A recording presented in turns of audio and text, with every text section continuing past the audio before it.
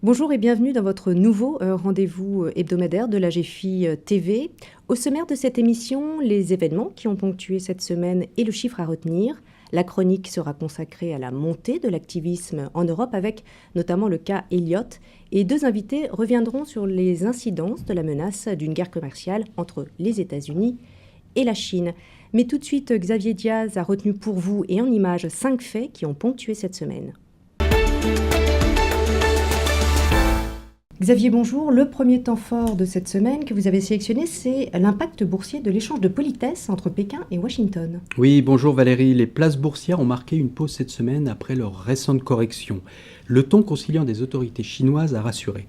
Toutefois, les investisseurs restent inquiets. 3 raisons à cela. Une croissance qui plafonne, les GAFA en pleine tournante et surtout la menace d'une guerre commerciale. Conséquence, la volatilité reste à des niveaux élevés. Est-ce que cette incertitude peut perdurer ? Oui, ce sera une bataille de longue haleine. En filigrane de cette guerre commerciale entre Washington et Pékin, c'est bien une bataille pour le leadership technologique qui se joue. L'Union européenne lance 6 fonds de fonds pour aider les startups et soutenir le capital risque. Elle, qu'on dit incapable de créer des géants mondiaux dans la technologie, va lancer 6 fonds privés pour aider les startups européennes à grandir sans s'exiler. Sans s'exiler, alors quelle puissance de feu pour ce nouveau programme, Xavier ? Ces 6 fonds seront dotés de 400 millions d'euros sur le budget européen et pourront investir jusqu'à 6,5 milliards dans 1500 jeunes pousses. Le montant reste toutefois limité face aux 40 milliards investis chaque année par les capital riskers américains. L'UE réfléchit déjà à d'autres initiatives. Alors Deutsche Bank, elle, a décidé de changer de capitaine. Oui, et surtout de cap, John Cryan, nommé en juin 2015, est remplacé par Christian Sewing à la tête du groupe. C'est une réponse à l'échec du redressement engagé ces dernières années et surtout un revirement stratégique. La nomination de Christian Sewing, un homme du sérail issu des métiers de la banque traditionnelle, montre que le groupe tourne désormais le dos à la banque d'investissement et de marché. En bourse, la sanction ne s'est pas fait attendre. L'action dévisse de 30% depuis le début de l'année. L'ensemble des dettes mondiales a atteint un niveau historique. Oui, l'IF vient de délivrer sa dernière publication. La dette mondiale a atteint 237 000 milliards de dollars au 4e trimestre 2017. En 10 ans, elle a gonflé de 70 000 milliards. Le poids de l'endettement des ménages et des entreprises non financières dans l'économie atteint un sommet, notamment en France, à 134% du PIB. Un signal inquiétant dans un contexte de remontée des taux. Alors en France, bonne nouvelle s'il en est, les startups de la finance ont le vent en poupe. Oui, absolument. La Surtech Alan, une société spécialisée dans les assurances complémentaires santé, vient de réaliser une deuxième levée de fonds de 23 millions d'euros auprès d'Index Ventures, un gros fonds américain, et de Xavier Niel. Ils rejoignent d'autres investisseurs dont OpenCNP et Partech. Le fondateur d'Alan, Jean-Charles Samuelian, a livré ses ambitions à la GFI TV. Nous l'écoutons. On était dans une position où on avait levé 12 millions d'euros il y a 2 ans. On avait fait que de la croissance organique. On était quasiment profitable. Donc, on n'avait pas besoin de lever des fonds du tout. On l'a plutôt fait pour se dire comment on se met en position pour accélérer. Clairement, Index Venture et Xavier sont des gens qui apportent beaucoup autour de la table. Mais ça ne va pas changer notre gouvernance. Ça va juste nous permettre d'aller plus vite et de nous aligner avec cette ambition qui est énorme, qui est de devenir le plus gros acteur de la santé et de l'assurance santé en France, puis peut-être un jour hors des frontières de la France. De grandes ambitions, en effet, Xavier. Les images ont été recueillies par Pauline Armandé. Merci Xavier, à très bientôt. Merci Valérie. L'autorité bancaire européenne, l'EBA, vient de rendre son rapport sur les pratiques de rémunération dans les banques de l'Union européenne, aux salaires et bonus. Voici le chiffre de la semaine. Soraya Koueni, bonjour. L'EBA a publié son enquête sur les rémunérations des banquiers sur les années 2015 et 2016. Quel chiffre avez-vous retenu pour nous ? Oui, bonjour Valérie. Alors le chiffre, c'est 4597. C'est le nombre de banquiers millionnaires en Europe. Leur nombre a baissé de 10,6% en 2016.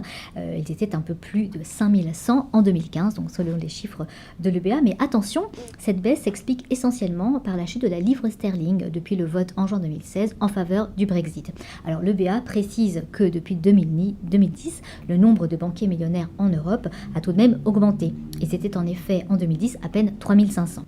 Alors par ailleurs, concernant ces 4597 banquiers millionnaires en Europe, Plus de 3500 sont basés à Londres. Donc c'est plus des 3/4 d'entre eux et ils travaillent en grande majorité en banque d'investissement. En BFI donc. Alors, et du côté de la France, est-ce qu'on compte des millionnaires? Oui, alors du côté de la France, on compte des millionnaires, mais l'ordre de grandeur n'est plus du tout le même, puisque nous en avons seulement 205. Ils sont quand même plus nombreux qu'en 2015, ils étaient alors 178. Plus de 60% d'entre eux travaillent en banque d'investissement aussi. Leur rémunération moyenne au total, donc fixe plus bonus, s'est élevée en 2016 à près de 1,6 million d'euros, avec un rapport entre le salaire fixe et le bonus de 153%. Merci Soraya et à très bientôt. Le 6 mars, le fonds Elliott révélait avoir pris 5% de Telecom Italia. On l'a tous lu. Depuis, le fonds a grimpé dans le capital de l'opérateur. De grands groupes cotés sont confrontés, et ce de plus en plus, à l'assaut de fonds activistes. Alors, pourquoi ces entreprises intéressent-elles ces hedge funds? Olivier Pinault nous livre son analyse. Zodiac, Eurotunnel, Vivendi, Telecom Italia, pour ne citer que, ces dernières années, ces entreprises européennes sont la proie d'actionnaires activistes. Leur but, peser sur leur stratégie avec un objectif, faire progresser le cours de bourse de leur cible. Alors ces fonds semblent se focaliser de plus en plus sur les sociétés européennes. Olivier, bonjour. Bonjour Valérie. Est-ce que l'Europe est devenue le nouveau terrain de jeu de ces fonds, de ces hedge funds? Un seul chiffre permet de mesurer la montée en puissance de l'activisme en Europe. En 2017, ces fonds ont déployé 21,6 milliards d'euros rien qu'en Europe dans de nouvelles campagnes. C'est un tiers de toutes les sommes qui ont été engagées dans le monde. On n'avait jamais vu ça autrefois sur le vieux continent. Donc des sommes colossales, effectivement. Oui, alors plusieurs éléments peuvent expliquer ce déferlement des activistes en Europe. D'une part, les entreprises européennes restent généralement meilleurs marchés que leurs homologues américaines, pour la plupart à leur record historique. Les bonnes affaires sont donc plus fréquentes en Europe. Ensuite, la deuxième raison vient des fonds activistes eux-mêmes. Ils ont collecté énormément d'argent portés par la hausse des marchés actions ces dernières années. Du coup, leurs stratégies se sont révélées payantes et donc pour placer leur argent qui devenait de plus en plus disponible, ils ont dû élargir leur terrain de jeu. En 2017, Elliott, qui est le fonds activiste le plus actif, on va dire, sur le marché, gère près de 40 milliards de dollars. C'est 2 fois plus qu'il y a 5 ans. Enfin, les entreprises européennes sont encore perfectibles en matière de stratégie financière ou de gouvernance et donc les activistes en profitent souvent, sautent sur l'occasion d'un conseil d'administration un peu trop faible ou un peu trop passif pour s'attaquer à une proie. Alors, comment les investisseurs dits traditionnels ou classiques voient-ils l'arrivée de ces fonds? Ils sont souvent perçus de plus en plus comme des alliés, des actionnaires qui disent tout haut ce que le marché pense tout bas. Il est d'ailleurs intéressant de noter que la montée de l'activisme suit parfaitement ou quasiment parfaitement le développement de la gestion passive. Par nature, ce n'est pas un fonds ETF qui va inciter la direction à accentuer sa stratégie financière ou qui va contredire sa stratégie. Les activistes viennent donc combler le vide créé par le développement des ETF en matière de gouvernance. Enfin, même si certains activistes ont des méthodes un peu musclées et peuvent être aussi critiqués pour leur stratégie parfois trop court-termiste, ils ne font finalement que jouer le rôle d'actionnaire actif et engagé, ce que tout fonds action classique devrait faire. Merci beaucoup Olivier, à très bientôt. L'escalade verbale entre Washington et Pékin inquiète les investisseurs. Doit-on craindre une guerre commerciale? Nos deux invités nous répondent ici sur ce plateau. Hervé Gouletker, bonjour. Je rappelle que vous êtes directeur adjoint de la recherche au sein de la Banque Postale Asset Management. Et Mabrouk Chetouane, bonjour. Vous êtes responsable de la recherche chez BFT IM. Merci tous les deux d'avoir répondu à notre invitation. Alors entre la Chine et les États-Unis, effectivement, les relations se dégradent. Est-ce qu'on est dans le cas d'une guerre commerciale? Pour qu'il y ait une guerre commerciale, il faudrait qu'il y ait une entrave effective d'une certaine ampleur aux échanges commerciaux entre les deux pays. Pour le moment, on n'en est pas là. On est à la montée des tensions, préparatoire à quoi? À des gestes de part et d'autre pour calmer cette tension, ou alors à l'hypothèse que vous faites, la guerre commerciale. Mais voilà, dans tous les cas, on n'en est pas encore là. Bon, guerre froide, est-ce que vous partagez ce point de vue? Oui, je partage ce point de vue pour une raison autre par ailleurs, qui est que Donald Trump appuie sur un levier politique qui est le protectionnisme. C'est un thème qu'il a mis en avant durant sa campagne présidentielle en 2016. Et au mois de novembre prochain, on a les élections de mi-mandat. Et c'est clairement une thématique sur laquelle il va s'appuyer pour essayer justement de combler un peu le retard qu'observe le Parti républicain en ce moment par rapport au Parti démocrate sur les élections de mi-mandat en novembre prochain. Si on se place du côté des marchés financiers, est-ce que ces marchés sont prêts à absorber une éventuelle montée et escalade dans cette mise en place du protectionnisme?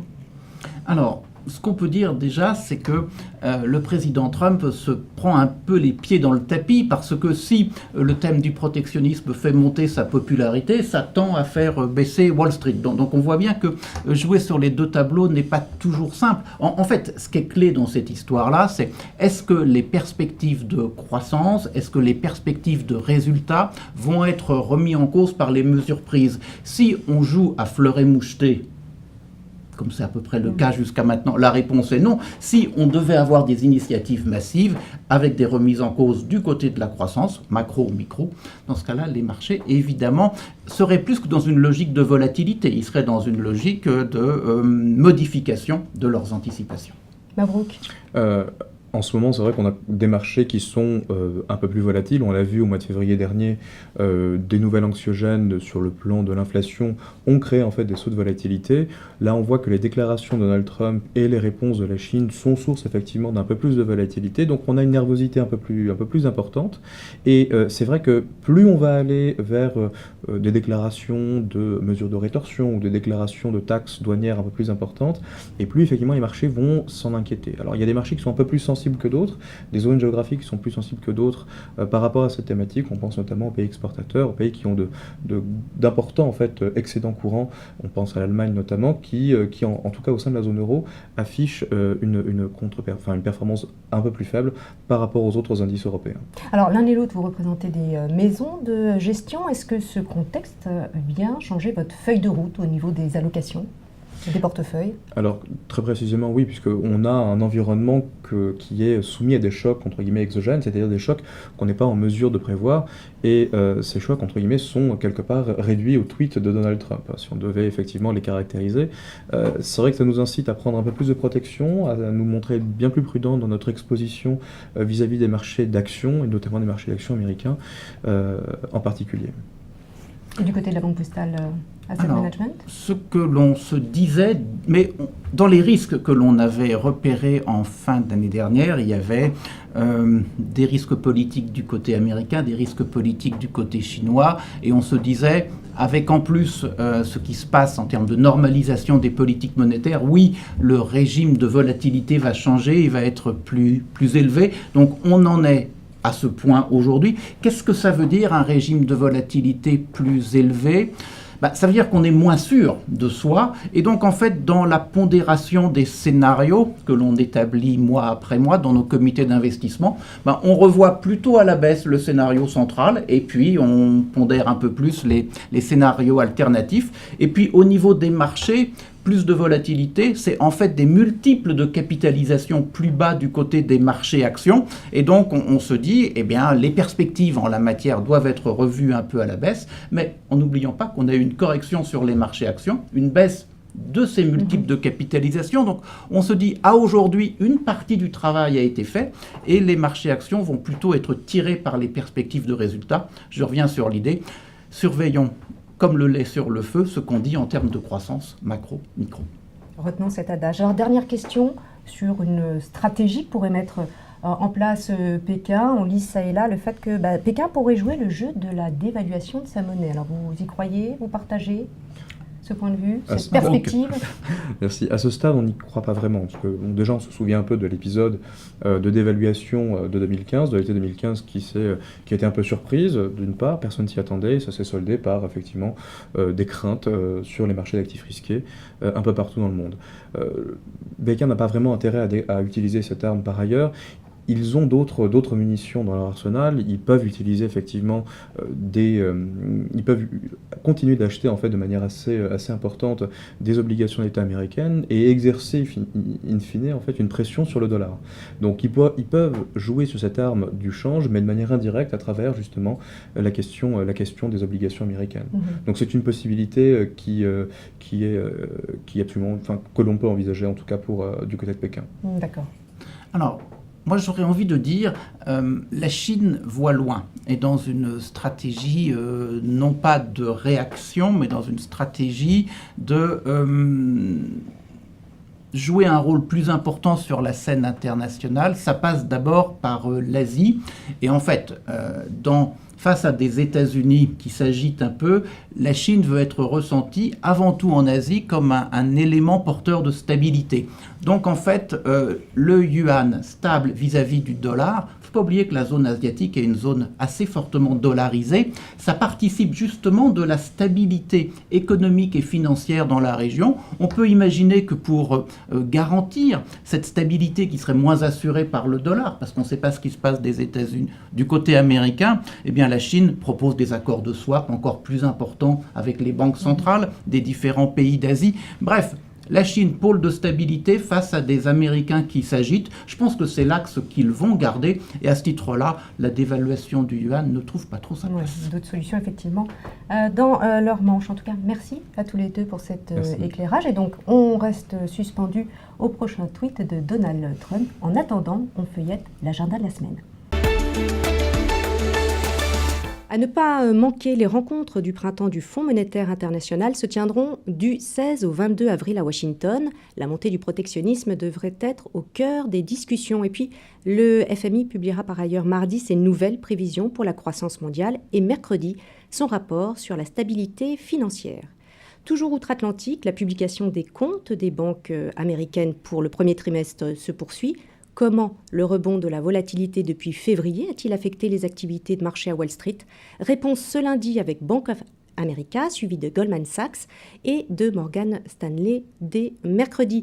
Enfin, plus près de chez nous, Eurotinel, rebaptisé Getlink, tiendra son assemblée générale le 18 avril à surveiller le résultat des votes sur le report de la limite d'âge des dirigeants. C'est la fin de cette édition. Merci de nous avoir suivis. Donc à la semaine prochaine.